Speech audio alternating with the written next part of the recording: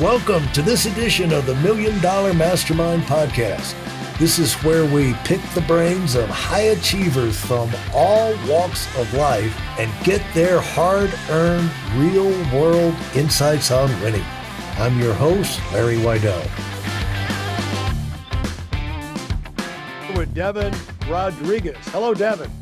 Larry, you are the pretty face as we were just talking about right before the episode started. It's a curse. So, it's a bird. I appreciate you having me on today, Larry. I've been really looking forward to this interview, and I'm a huge fan of your podcast. So thanks for having me on the show. Well, why, thank you. You're very generous. You know, the thing is that what makes the podcast great are the people and the lives they've lived.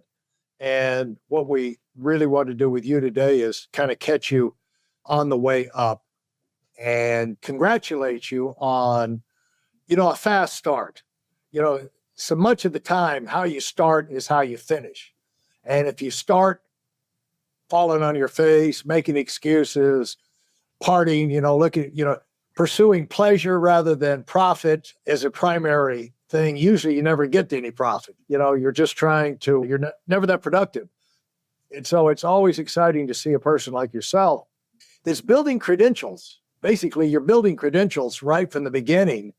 And that's turned in, as you've gone into business, some of the things that and correct me if I've got any of these things wrong, but into your business side, you've got a podcast with 150 episodes, the One Life podcast. What are you trying to do on that? Well, really what we do, it's a really simple mission, and it's to interview some of the best people in the world so that we can really help people take full advantage of the one life that they have to live. So we interview a lot of different entrepreneurs, speakers, coaches, authors, type of people like that. Honestly, Larry, I've just been super passionate about personal development since I was about the age of 15. So I was like, there was my grandmother passed away suddenly, and it made me realize we only have one life to live. So I was like, I'm going to start a podcast. And that was like 6 years ago. So that was the start of that. Yeah. Well, congratulations. You and I are like-minded.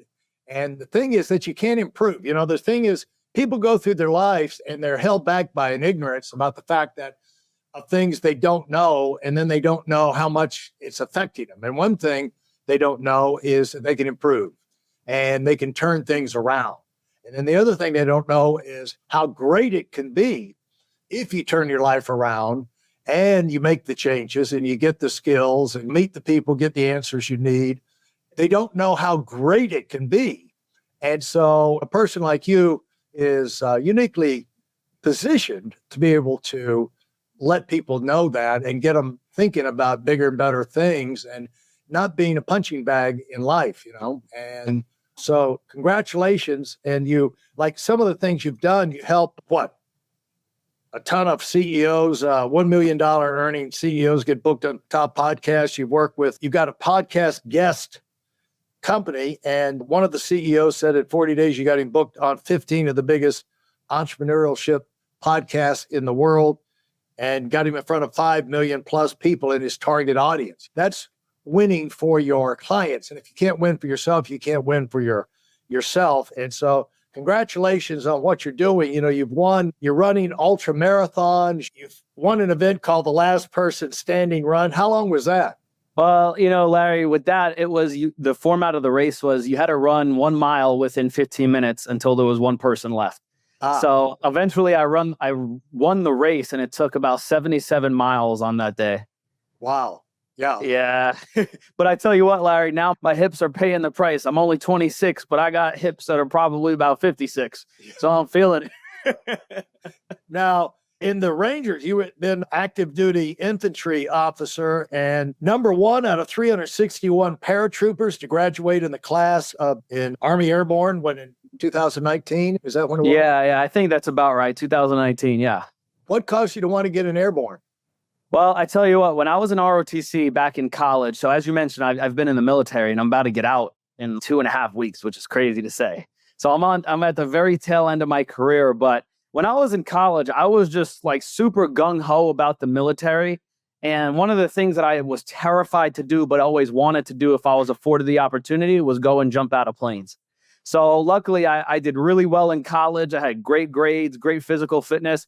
And they said, you want to go to airborne school? We have a slot for one person. And I jumped all over it because it's just one of those things where I knew that if I didn't do it, I would look back later in life and just be kicking myself saying, Larry, why didn't I do that?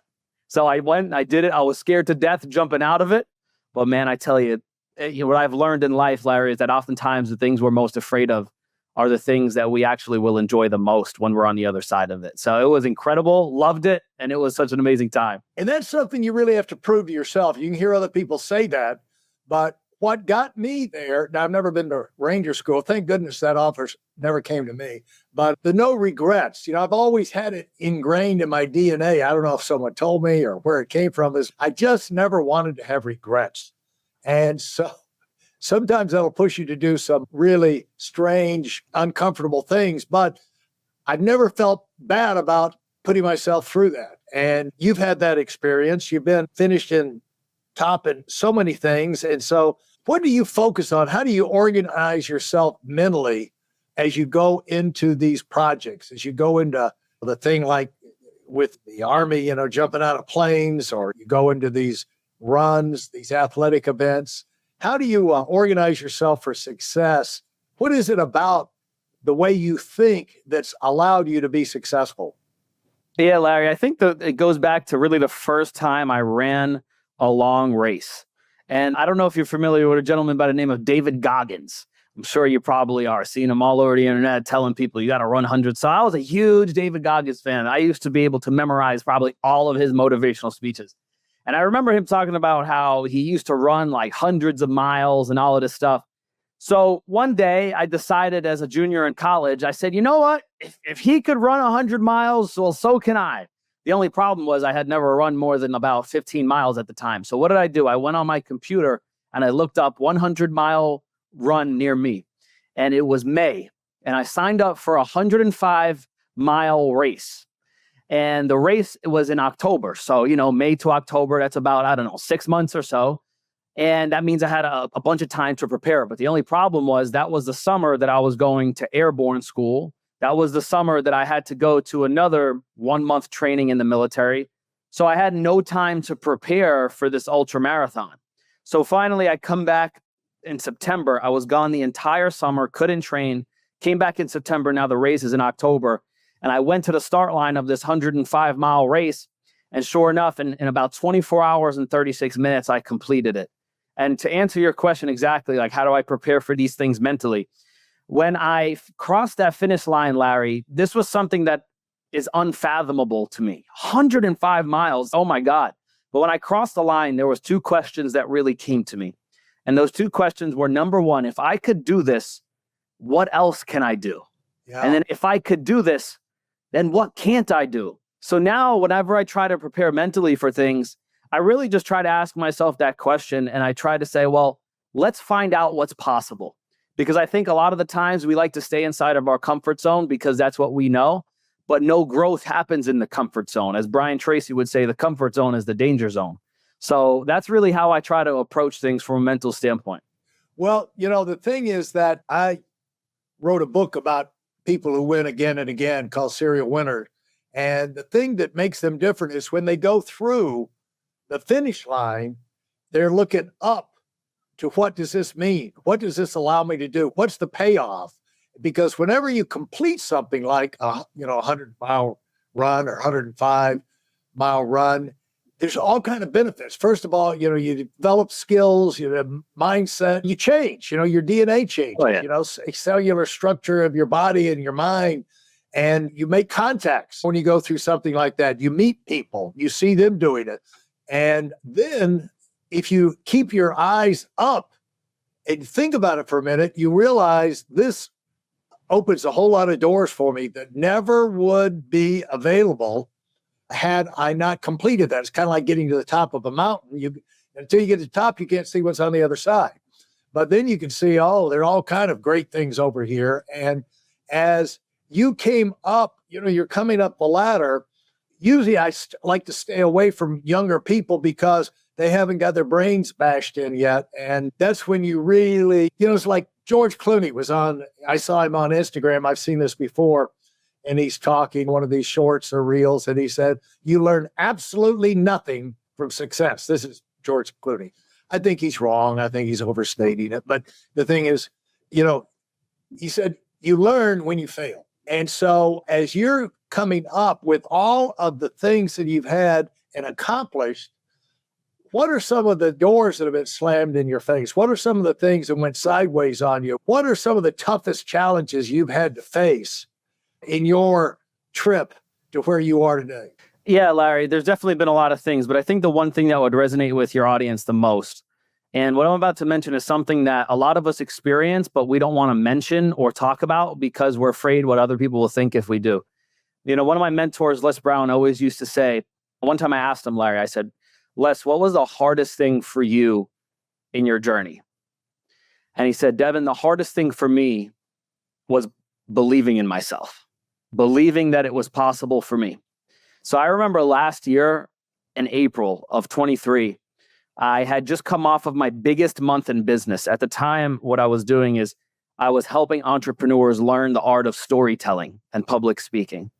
And I had my first $25,000 month in business. And I was so excited. I was like, oh my God, I went from like no money at all to $25,000 in a month. And I was like, wow, this is incredible. And then as soon as that month ended, Larry, it was like somebody came, went into my heart and sucked out all of the belief that I had in myself. And I started to say things like, that was just a lucky month. I can't do it again. Who's going to want to pay those prices? It's not going to work out no more. What if I can't deliver on what I charged them for? And for the next 6 months, I didn't make $1. Not because I'm not competent, not because I can't sell, but because I felt like I had no more passion within me. I felt like I couldn't believe in me. I felt like I was an imposter, a fraud, that it was just a one-time fluke. So for me, that was 6 months of a really dark period where I was really close to thinking about quitting entrepreneurship because I just didn't know if it was for me. But what I learned through that experience, I remember sitting at this desk that I'm on this interview with you at, and I wrote in my journal, I said, God, what do I do? Because sometimes in life, it's like, God, take the wheel, you know, Larry? And he said, Deven, just focus on building the man and I will show you the way. And what that meant to me was, okay, sometimes in life, we want our business to grow, but in actuality, we need to grow. So I realized that quote unquote failure or setback, that was an opportunity for me to develop better habits, better mental patterns, better eating habits. And I just wasn't the person that could sustain that amount of success. So I went through that dark time so I could figure out who I was. There was a really great quote by T.D. Jakes. He said, God, don't allow my talents to take me somewhere that my character can't keep me. And I feel like sometimes we need to experience those trials and tribulations because that's where the characters develop. So that's kind of a really recent example. And I'll be honest, you know, I still experience that sometimes, Larry. Well, oh man, it didn't work out today. Oh, I didn't close a couple of deals. Oh, this thing. And sometimes I have to remind myself of who I am. And like you said earlier, I feel like the reason why we should do challenging things in life is because it gives us the ability to look back and remind ourselves of who we really are, rather than looking back and saying, you know, I'm weak or no. We have these bank deposits of things that we've done that are hard that remind us of who we are. So that's something recent that I've gone through that I would consider to be a major challenge. Did you have people always believe in you?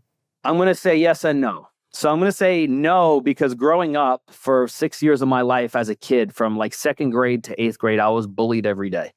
So I was beaten up and emotionally beaten up and spiritually beaten up. So from everybody that was around me that were my age, my peers, nobody believed in me. But what I did have was great parents that always believed in me. And they instilled something within me that said, Deven, you can do whatever it is in life that you want. And what I've learned over time is that whatever you tune into, you turn into. So from a young age, I started tuning into the likes of Les Brown and Brian Tracy and all of these big motivational speakers.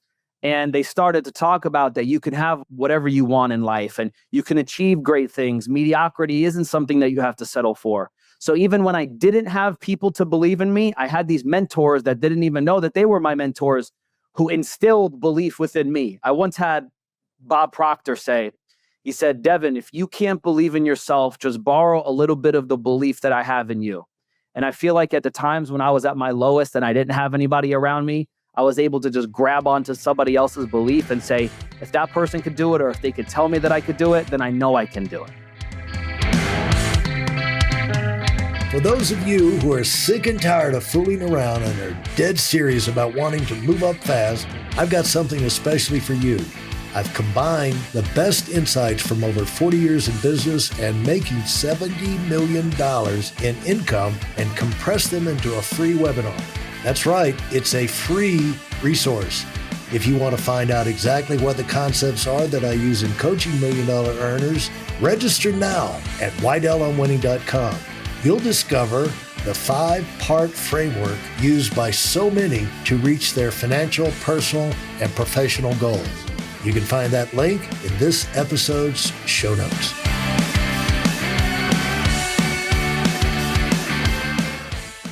Now, what's the deal about being bullied? Is that, you hear about that a lot with kids. I think that's a common experience a lot, especially with the mean girls and the young teenage females. But none of us are perfect. And any kind of kids are cruel. Any kind of physical flaw that you have, you got a big ears or big nose or big eyes or big chin. And, I always like to mention that Jay Leno, they told him he could never be on, a TV executive said, you'll never be on television because your chin is so huge, it'll scare children all over the country. I think that guy was wrong. Yeah. But, Leno's had to overcome that. Every time he goes on television, he's got that in the back of his mind. But we all have to overcome things that people say about us. And kids can be the most cruel. But you would think like idyllic childhood, why would this even bother me? But where do you remember it showing up in your life?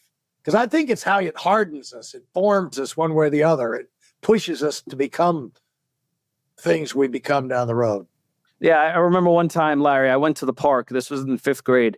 And I went to go play some basketball. And, my parents didn't really want me going out that much because usually whenever I went out into my neighborhood, which was only 10,000 people big, I was beaten up and I was just coming home crying. But I just had something within me that I was like, screw these kids. I'm going to go to the park anyway. They'll see. And I went to the park. And as I was leaving the park, I went to go exit through the playground. So I went to exit through the playground. I made a right turn into the playground. And then there was about 4 or 5 of the main culprits, the bullies that were just sitting there. And it was one of those moments in life where you just looked at them and you said, uh-oh. And at that moment, they just sprinted towards me and got me on the ground and started beating me and kicking me and punching me and all these things. And I went home. And I remember walking up my stairs and I was crying and I had, blood and bruises. And my parents came out as I started to walk up the stairs to go into the house. And they said, Deven, what happened? And I said, I got into a fight, whatever. And they said, son, listen, we cannot continue to do this anymore. We got to send you to another school in another neighborhood. We cannot continue this. They said, will you please allow us to take you out of this school and go to another school? And I sat there and I thought, and then after about a few seconds, I said, Mom, Dad, I'm not going anywhere. And it was at that moment that subconsciously, I didn't know this, of course, I was too young to understand. Right. But that was a decision that shaped my life because in that moment, I became the person that was going to make the decisions about what I wanted to do for my life instead of allowing other people to determine what I wanted to do with my life. It would have been easy to just say, yeah, I'm going to go to another school because they're bullying me, but I would have been relinquishing power and allowing somebody else to determine what I wanted to do. But in that moment, it was one of those moments, like you said, that hardened me, that enabled me to say, you know what, when tough things do happen in life, I'm going to take life by the reins and I'm going to push forward. And would you believe, Larry, 3 years later, those very same kids that beat me up, they nominated me as the school president. And that taught me the lesson. There's a really good quote out there. It says that persistence is not a long race. It is many short races day after day. So that really made me realize that persistence is something that you have to work on daily. And it was just, a lot of people say bullying, very bad. I'm going to speak about my own experience. I'm very glad that I went through it because it shaped me and it formed me into being somebody that can really deal with the adversities that come about in life. You really could make a case, Deven, that we go through a version of pretty much all of the situations and challenges, or many the same ones we're going to have as adults as we're going through our childhood. And it's great to have the support. You have to be sympathetic and empathetic for people who grow up without that kind of mother and father there, or that good nurturing, because there's now, a lot of people have it and they just throw it away. It doesn't make a difference. They turn out sorry whiners anyway. But it is great if you do have it and you can, appreciate it and take advantage of it. Where did you grow up? I grew up in Queens, New York. Queens, New York. Oh, yes, sirree. There's a lot of bullying goes on. Yeah, what was interesting about where I grew up, though, Larry? So where I grew up is a small town called Broad Channel. And just to put it into context, the people that live in Queens don't even know that Broad Channel exists. Really? So it's like this 1 mile long stretch of land completely surrounded by water. There's only one way in. Well, there's 2 ways in, 2 ways out. And I was the darkest kid that lived in this neighborhood. So I'm not that dark. I'm a little tan. But to the kids that lived there, I was really, really, really, really, really dark. And a lot of the times, as soon as I walked into class the first day, they were like, "Who are you?" You're somebody, the natural thing is we've just got to beat him up. Pretty much. And what's funny, like you said, Larry, earlier, kids can be cruel, but also kids grow up. So like a lot of the people that I experienced those cruel things with and did some pretty bad things to me, we all grew up and a lot of us became friendly. And it was like, okay, that was something that happened when we were kids. So I think that really goes to show that people could change. I really believe that. And the ability to just not hold on to negative feelings. I look at everything like a learning lesson. What did I learn from this experience? Because I feel like too many of us stand in our stories versus standing on our stories. And I think that there's a big difference there. What do you think, you've had a lot of achievements. What do you think is the most outstanding achievement you've had that's been meant the most to you in terms of convincing yourself you can do big things? Yeah, I would say it would be with starting my company that I have now, podcastguest.io. So there's like a specific moment, though. You asked, like, what is the thing I'm proudest of? And I would say 2 moments. For a long time, a few years, I've been doing this entrepreneurship thing, and I would always call back to home in New York because, remember, I'm active duty Army. And I would say, yeah, I'm doing like this coaching thing, or I'm doing this speaking thing. And they would always be like, oh, yeah, like that's cool, or whatever the case may be. So I remember back in, I think it was November, Thanksgiving time, I went home. And my sister, who was like my biggest critic, yeah, right, you're doing anything. She was 19 at the time. Yeah, right, you're doing this thing. And my parents, too, like they believed in me, but they never saw it. Yeah. So I remember sitting at my kitchen table in this tiny, 900 square foot apartment, and I closed 3 deals at 7,500, 7,500, and 20,000 right in front of them. And at that moment, it was like, did you really just make $20,000 in 40 minutes? And I was like, yeah. And it was that moment that they saw that it was real. Yeah. The other thing that I would say alongside that is that my mother passed away in January at the age of 54, very young. I'm sorry. But thank you. I appreciate it, Larry. But she was able to see a glimpse of my success. So I remember calling her up and I made a bunch of money in it in one day. And she said, oh boy, you made some moolah today, in a very sarcastic voice. And I was like, yeah, that's right, Mama, I did. So just to be able to share that experience of, man, like, this really is possible with those that I love. I think that those have been the most impactful things. And, the crazy part is, Larry, we think we want money and all of these different things, especially as a young guy, right? I want to buy a Lamborghini, Ferrari, which I still do like those things. But it's like the things that we're most proud of is being able to look in the mirror and just be like, yeah, you know what? I put a lot of hard work into that. And I'm just happy that I made it happen. And then ultimately on the other side of that is, okay, whose life did this impact? And just seeing people's lives impacted because of the work that you decided to do, it's something that I think is so special. So those are a couple moments that I'll forever be especially proud of. Well, I'm happy for you that you've got those lessons ingrained at this early stage, and it'll go a long way towards keeping you grounded, which is, which we all have the issue of staying on track and stay grounded and keeping on. And so where are you living these days? Sure. Now I live in Fort Lauderdale, Florida. Oh, So really? I can't. Yeah, I got a job. I was really lucky. So I went from New York, then I went to Alabama. I was there for 3 years. And then I got a job in the Army down in Fort Lauderdale. So it was the perfect place for me to transition out of the Army. And there's so much opportunity and networking and just really great people down here. So that's where I'm now. Yeah, I'm right up the road from you. And so, Where are you?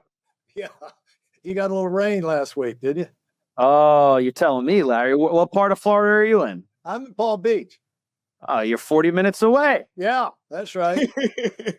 Sunday, I'm heading out to Aspen, Colorado for the summer, but I'll be back in the fall. So You're a snowbird, Larry. I'm proud of it.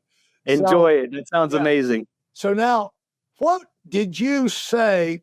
It's one thing to learn how to win, have the fundamentals of winning down. 2 more books that are on my agenda to write that I'll probably never write. I wrote one book about the fundamentals of winning, which is Serial Winner. But the second book was going to be, once you get winning in life, you start to look around and say, okay, you get competitive. It's just like, who can I beat? And then it's a matter of going for the top 10, going for number 1. I noticed when you get your guests, you notice how these podcasts rank that you get your people on and all. I can tell that you're pretty competitive. And of course, got to be pretty competitive to finish as number 1 in the Ranger program. So my second book is going to be how to go for number 1. You can't guarantee it, but what do you do to say, okay, I'm going to go and be as elite as I can be and just see how good I can get. And then my third book was going to be about team building, because once you get successful, the more successful you get, you start building a team. And it's much better if you have some lessons and you know the ropes a little bit so you don't make mistakes with bigger and bigger amounts of people, And so as you came up the ladder, you're in the stage now of excelling and then learning how to get things done. And then you'll be moving into the stage of duplicating yourself, putting your team in place in a matter of expanding. And not because you're greedy, but it's simply because in business, you grow or die. And, we don't have a choice. You either grow or you die. And so there's a lot of things involved in that. As you went into the Ranger program, here you have kind of the opportunity kind of fell out of the sky. It seemed like you jumped on it. But when you got there, it didn't matter. How did you set yourself up for success, the kind of success that caused you to finish number 1 out of 361 paratroopers? Yeah, back in that time when I was at Airborne School, it was very simple. I remember before I left to Airborne School, I told my girlfriend, I said, I'm going to be the valedictorian, essentially, of that class. Like, I guarantee it. And at that time in life, I was like a straight A student as well. But the thing with me was that in order to do these things, I had to work very hard. There's always that kid in class that just naturally gets things and doesn't have to study. And right. He's like a genius. That was never me. I used to look at those people in amazement and say, they are so damn lucky that they just get it. But for me, I had to work really hard. So the thing that I did back in college that really made a big difference, Larry, was before every semester started, I would go on Facebook and I would say, I just received or I just earned a 4.0 grade point average, all A's. Yeah. And every time that I put it online, it seemed to happen. So before I went to Airborne School, I started telling everybody, I'm the valedictorian of this class. And I didn't even go to the school yet. But I say that because I really believe that if we have a certain expectation, it's going to shift or shape the actions and the thoughts that we have. Yeah. So I went into that school with the expectation of, I'm going to be number 1 in this class. So then when it came time to study and it came time to do certain tasks, well, if I want to be number 1 in this, then I have to think a certain way and do certain things. So that's really been a lot of the key to what I've done in certain things. And I'll be honest, there's some points now where I look back and I'm like, I need to get back to that.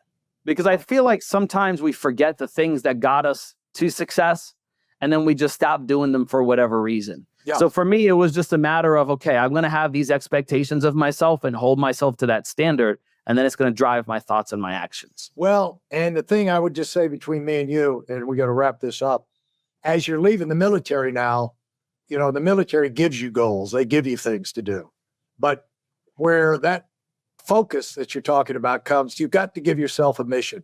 You've got to make sure you're in charge of your day, week, month, year, and you have, the biggest possible goals, because I think you've proven, Deven, that you're a racehorse and you want to race.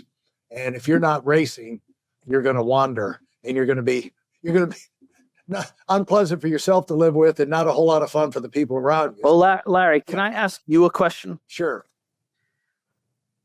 What would you say to somebody that is looking for that next race, that they might not know exactly what that race is? And, they're like, for some reason right now I'm struggling. I don't know what the next goal should be. What do you say to that person? What it is, you got to follow your natural curiosity. Sometimes it's good to be quiet and not have 1,000 things to do, because you can think about and recenter on things that your mind can kind of calm down. And it's good to goof off every now and then, just to have those brain cells to calm down and get by yourself. But then you start wandering around in your mind, and you start noticing things, and you follow your natural curiosity. What you should do, I'll just tell you this. I'm a believer in God. I believe we were created and we're here for a purpose.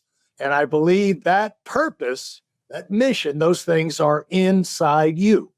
And the ability to do that is inside you. And you're going to be your most productive when you're in link with that. And, you're lined up with your life's purpose. And there's just absolutely no way you're not going to gravitate, like just this. You take a young girl, she's never had the chance to swim. She's from the Midwest, out in the farm country. They don't have any pools, but she just wants to swim, Well, eventually that girl, I don't know at what age, how, or whatever, she's going to get in a pool and she's going to be swimming.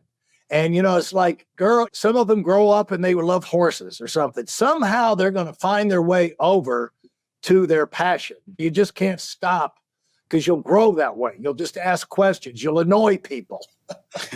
So I would tell you, there is something definite on the agenda that you were created for. It's not accident. It's not like you have to wear your butt out finding it. You just have to relax, follow your natural curiosity, and peel the onion down and let it unfold and bloom. You'll make your way over to it, because there's a gravitational pull inside you, Deven, to take you to where you should be going. And it may happen fast, it may happen a little slow, it may come in bursts, but it's going to happen. So that's what I would tell you.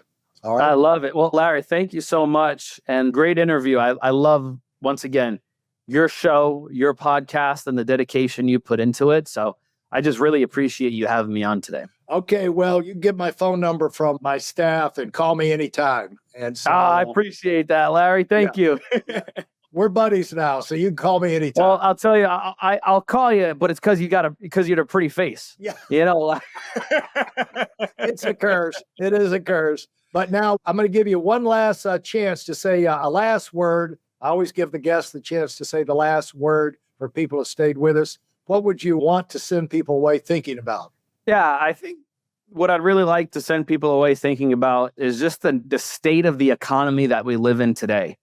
And really the most valuable commodity that we have is attention. And as we all know, there's a fight for everybody's attention. And I think the one thing that comes to my mind right now is what we're doing on this podcast. We're having a conversation, allowing the listeners to get a chance to know who we are, what we do, what our thoughts are, our beliefs. So I think if there's any entrepreneurs that are listening to this and they want a way to really get the trust of their audience so that they can grow their business without having to rely on, paid advertising or something like that. And if somebody wants to go on more podcasts, Larry, I would love to help them facilitate that process. So I actually have something that I wanted to give away to your audience, Larry, that I don't typically do. Okay. And it's something that I call my podcast pitch secrets. And what it is, a full-blown course that will teach your audience how to get booked on some of the top podcasts in their industry, even if they're not super famous or mega wealthy. And typically I don't give it away. I only reserve it for the people that are inside of my different programs and so forth, but I would love to give it to your audience. And if they want to get access to it, all they have to do is go to my Instagram, Larry, which is at Deven Rod. That's DevenRod, Deven Rod, and just send me the word millionaire24 and I'll send it over to them. And I want to say thank you, Larry, for allowing me to grace your platform and to be a real friend to you and to everyone that's listening. I just thank you so much from the bottom of my heart. This was an amazing experience. Love it. All right. Well, thank you and appreciate all the great content. I wish you the best going forward. And it's going to be fun transitioning out, having all this freedom to do great things with. Take care, man. Talk to you. Bye-bye, Larry. Thank you for listening to this episode of the Million Dollar Mastermind podcast. Commit to your personal and professional evolution with our free training video. It's designed not just as an educational session, but as a transformative journey for those bold enough to aim for the stars. This isn't just any webinar. It's a roadmap to achieving the extraordinary. It's tailored for those who dare to dream big, and yes, it is completely free. Join us in a network of ambitious professionals ready to take their careers to new heights. Secure your spot now at WeidelOnWinning.com and let's unlock your potential together. Thanks for being part of this community.